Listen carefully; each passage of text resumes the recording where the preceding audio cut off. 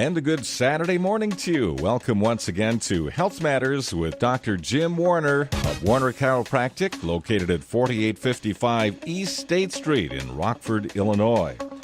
And I guess if you're raising rabbits, you'll really need today's topic. It's, right? This is a hair-raising topic, whether it's raising rabbits or if it's the hair on the top of your head.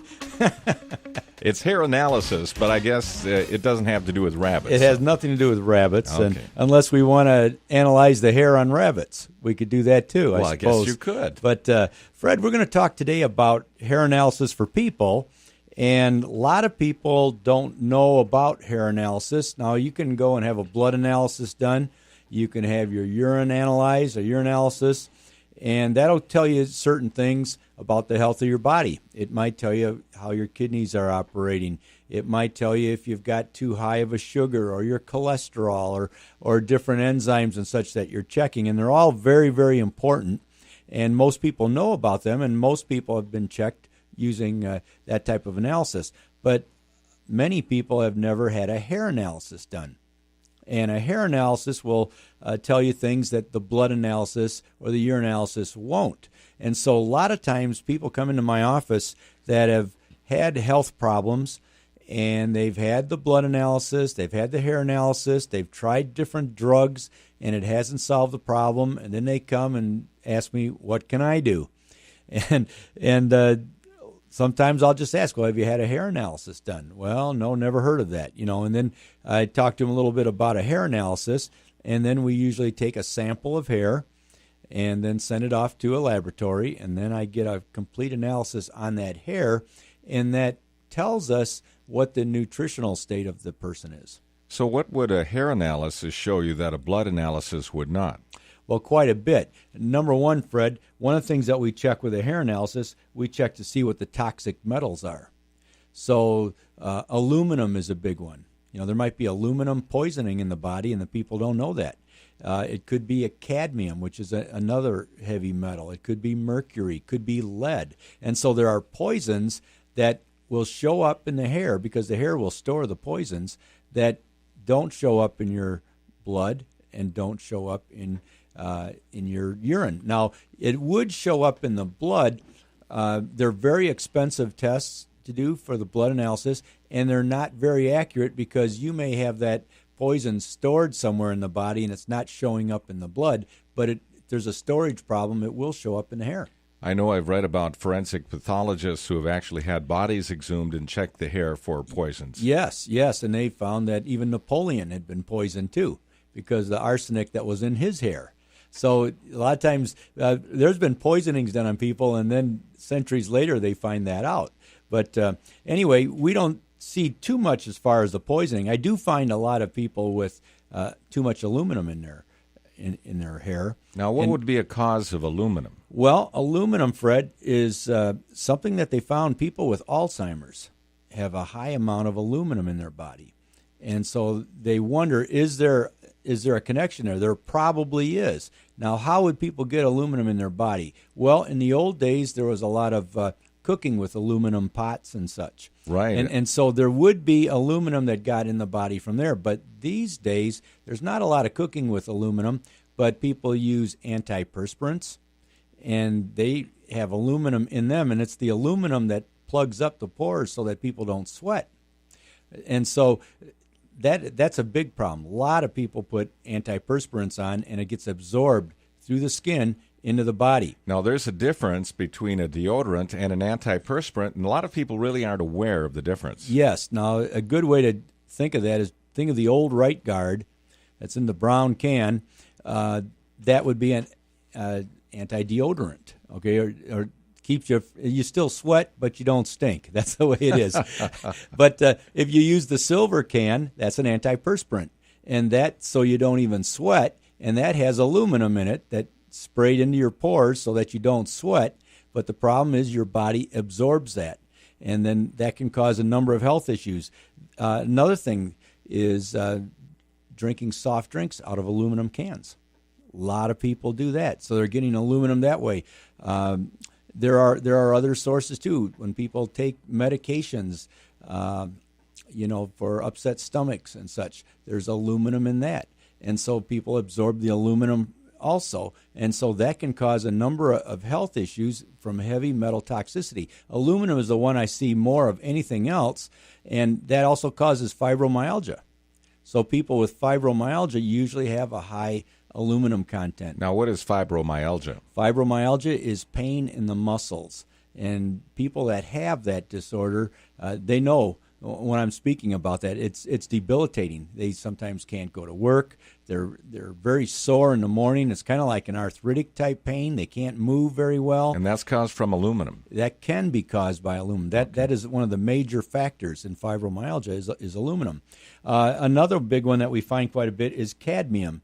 Now, cadmium is found sometimes in coffee. Heavy coffee drinkers, smokers have. There's a lot of cadmium, a lot of heavy metal poisoning from the smoke that I've heard of inhale. cadmium batteries. Yes, you can actually hang around certain of these metals also. If you hung around in a battery shop or so, you'd be subjected to more of that, and you can get more of it into your system. Same with lead. People that drank from lead pipes and some of these things caused heavy lead poisoning. And I do get some of that. Not often, but once in a while there's somebody that has lead poisoning, which can cause to mental problems and a number of other physical. It can kill you also. And so it's important to see metal poisoning. A lot of times people are poisoned and they don't know it, and you'll only know it by doing a hair analysis. That's incredible that people could be have a type of poisoning and not be aware of it. Absolutely. Now, the other thing that we check for, Fred, is we look at the mineral contents. Now, your minerals, calcium, phosphorus, magnesium, iron, copper, zinc. I mean, there's several of these minerals that people need in their diet, and maybe they're low in certain minerals, and you don't know that unless you do a hair analysis. Because the hair grows, you're taking a sample that might be up to a couple months old, the hair, by the time it grows out. And so you're getting the history of that patient over a 2-month period. Now, if you drank a glass of milk and then the next morning had a blood analysis done, it would say your calcium level is fine. There's a high amount of calcium in there. But that doesn't tell you what it's been for 2 months. But a hair analysis will tell you. A hair analysis will tell you that.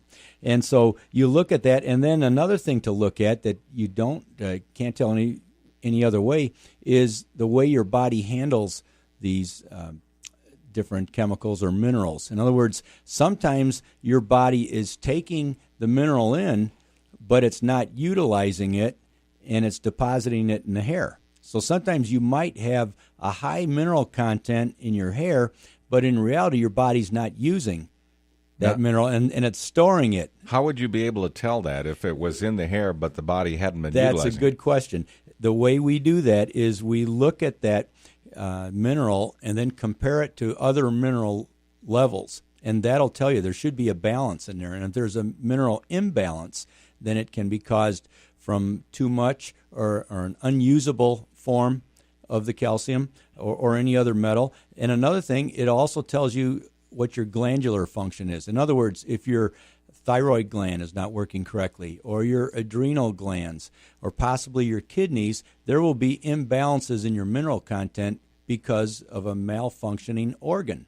And so this will also tell you, do you need more nutrition that might help your thyroid gland work better, or your adrenal glands, or are you unable to handle sugar? It'll tell you if you got a sugar abnormality too. Won't tell you if it's too high sugar or too low sugar, but it will tell you that your body's not handling sugar well. Now, you send a single strand of hair off to a laboratory? Well, I take more than that. There's a certain amount, about a pinchful, I guess you could say. There's an amount that I use, and I weigh it to make sure it's a correct amount. And they do a microanalysis on it. It's not like we shave their head. Sometimes I'll actually cut it off from the nape of the neck or so, and people can't even see that the hair is missing. But we send that off, and we send it to Arizona to be analyzed, and it comes back in about a week. And they actually send a whole book on the patient. There's a lot you can tell. So there's an itemization of different mineral levels. It levels? lists the metals, and that are being checked, and then those that are out of balance, it'll tell you, Mrs. Jones, you had an imbalance of this, this, this, and this, which means you're having a problem with this, this, this, and this. And it spells it out for the patients very easily. I'm very impressed with that. And then it also tells you what nutrition you should take that'll correct those imbalances. So we'll do that. We'll put the patients on certain nutrition products or tell them to stop eating certain things or stop using the antiperspirant or whatever we tell them to do. And then we can recheck them maybe in 3 or 4 months and then see if there's been an improvement. And every time I've done this, Fred, there's always been an improvement. Now, what kind of things, red flags, go up the most often when you get one of these tests back? You mean what do I normally find in the results, or what causes me to want to do a hair analysis? No, what do you find most often in the results that that people seem to have a problem What with? I normally find is people have adrenal gland problems, which we talk about on the air quite a bit. Right. And so their adrenal glands aren't working properly. There's usually a lot of fatigue. People get dizzy when they stand up quickly. Bright lights bother them. And just a low energy all the time. That's an indication of adrenal burnout, we call it. And so that will show up. And I see that probably more than anything else. That's the biggest glandular problem that we find, and probably the least treated. And so I find a lot of that. And then I find things with sugar handling stress, too. I would say that's number 2. Mostly people come in and it says, they don't handle sugars well. I know that chromium picolinate, is that what Yes. it's called, was considered pretty much a wonder supplement a few years ago, and I know that people are still taking They those. still take it. That is one of the things that we recommend. So, yes, that's important. Chromium, we find a lot of low values on. Zinc, find a lot of low value problems, and that can cause anything from prostate problems to skin conditions. So a lot of times zinc is a big one. Selenium is frequently low. Selenium is an antioxidant also, and it's important to protect your heart. And so that can maybe tell you that you need to increase your selenium intake. Iron is one that we frequently find low, especially in women. And so that could be a deficiency. Not always is, but it can be. So there's a number of things that we can see. Well, that's a great topic. Hair analysis, as you mentioned, it's not as expensive as some of the blood tests that people take. No, it's very inexpensive and just very worthwhile. I know you have more information on this on your website, probably. Yes, we do, www.warnerchiro.com. And then they can also contact us at area code 815-398-8111 and ask for information on hair analysis. That's 398-8111 or warnerchiro.com. Correct. Thank you so much, Dr. Jim. Thank you, and have a wonderful day. And that'll do it today for Health Matters.